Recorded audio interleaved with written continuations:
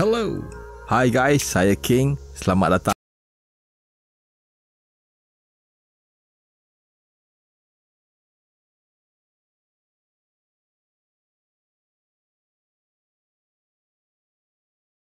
Ramai yang mempersoalkan kenapa kejuaraan motosikal dunia terlalu Spanyol atau too Spanish. Ini kerana pelumba Spanyol adalah teramai dalam kejohanan motosikal paling berprestij itu.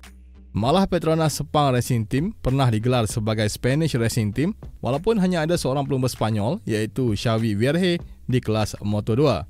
Kalau kita tengok pada musim ini dalam semua kelas dari MotoGP hingga Moto3 terdapat 25 orang pelumba dari Spanyol iaitu kira-kira 31.25% daripada keseluruhan 80 orang pelumba. Kalau kita lihat dalam setiap kelas pula, daripada 22 orang pelumba MotoGP, 9 orang adalah pelumba Spanyol. Manakala dalam kelas Moto2 dan Moto3, ada 8 orang pelumba Spanyol dalam setiap kelas ini.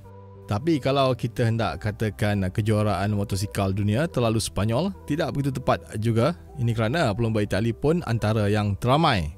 Bilangan pelumba Itali dalam kejuaraan motosikal dunia tahun ini ialah seramai 23 orang, cuma kurang 2 orang berbanding pelumba Spanyol.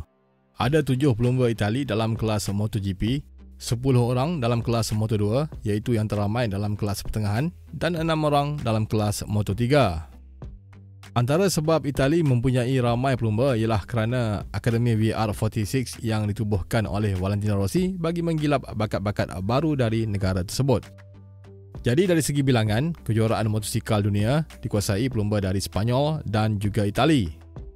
Salah satu faktor utama ramai pelumba Spanyol adalah kerana negara itu memberikan tumpuan besar kepada program pembangunan sukan lumba motosikal. Banyak program pembangunan bakat dari akar umbi ada di sana. Jadi ramai pelumba hebat dilahirkan oleh Spanyol. Pelumba dari negara lain pun ramai yang pergi berlatih di Spanyol bagi mendapat peluang memasuki kejuaraan motosikal dunia. Spanyol juga menganjurkan Grand Prix MotoGP paling banyak. Negara itu mempunyai 4 litar lumba MotoGP iaitu di Catalunya, Aragon, Valencia dan Jerez. Memang diakui Spanyol ada kepakaran dalam sukan perlumbaan motosikal, bukan setakat pelumba, malah kru pasukan pun ramai dari negara tersebut. Dorna Sport yang memegang hak ke atas MotoGP juga adalah syarikat Spanyol. Sebahagian besar kaki tangan Dorna Sports dan juga Persatuan Pasukan Perlumbaan Jalan Raya Antarabangsa IRTA juga dalam kalangan orang Spanyol. Selain itu, banyak penaja dalam MotoGP adalah syarikat Spanyol. Semasa Dorna Sports mengambil alih MotoGP pada 1991, belum ada seorang pelumba Spanyol pun pernah menang perlumbaan dalam kelas perdana. Pada masa itu dikenali sebagai kelas 500cc. Mereka sudah banyak kali menang Grand Prix dan kejuaraan dunia dalam kelas 50cc, 80cc, 125cc dan 250cc.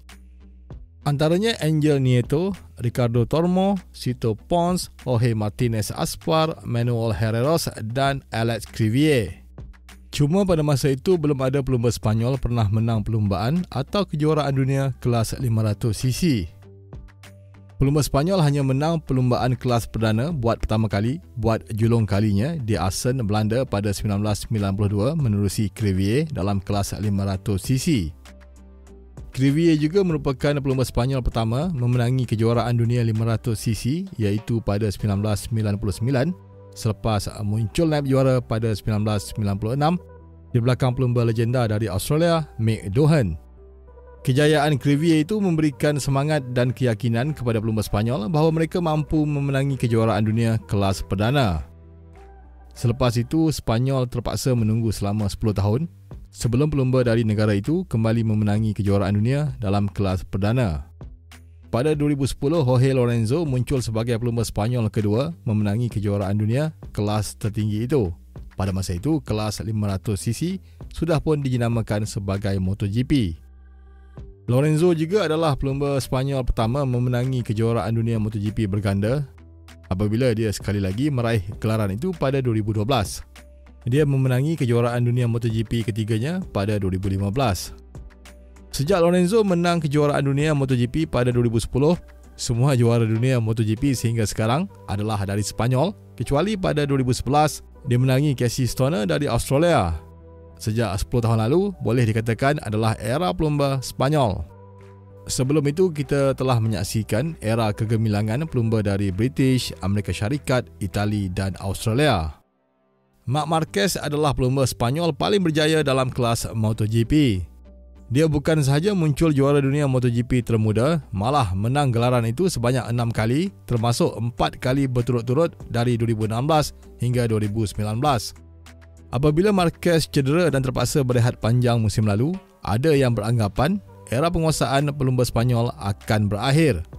Ramai melihat Fabio Quartararo dari Perancis dan Franco Morbidelli dari Itali bakal menamatkan penguasaan pelumba Sepanyol.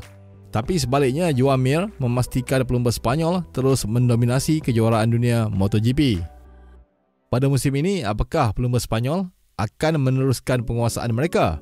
Pelumba manakah yang akan menamatkan dominasi pelumba Sepanyol ini? Walaupun Marquez mungkin tidak sehebat dulu selepas kemalangan ngeri di Jerez tahun lalu, Sepanyol masih boleh mengharapkan Mir, Alex Rins, Paul Espargaro dan Maverick Vinales untuk mengekalkan dominasi mereka tahun ini. Mungkin kalau ada pelumba lain yang boleh menamatkan dominasi pelumba Sepanyol, mereka ialah Jack Miller, Quartararo, Morbidelli dan Miguel Oliveira. Kita tidak perlu cemburu dengan kebanjiran pelumba Sepanyol dan Itali dalam kejuaraan motosikal dunia. Ini kerana mereka memberikan tumpuan kepada program pembangunan pelumba dan mempunyai infrastruktur bertaraf dunia. Cuma sebagai rakyat Malaysia, saya tertanya-tanya, kenapa dengan kekayaan yang ada pada Petronas kita tidak boleh mengikut jejak langkah Sepanyol dan Itali? Kuih Bahulu sudah dikirim, tak lama lagi sampailah ia. Sekian dahulu kawan-kawan sekalian, lain kali disambung pula. Okey, saya King, terima kasih kerana menonton. Adios, have a nice day.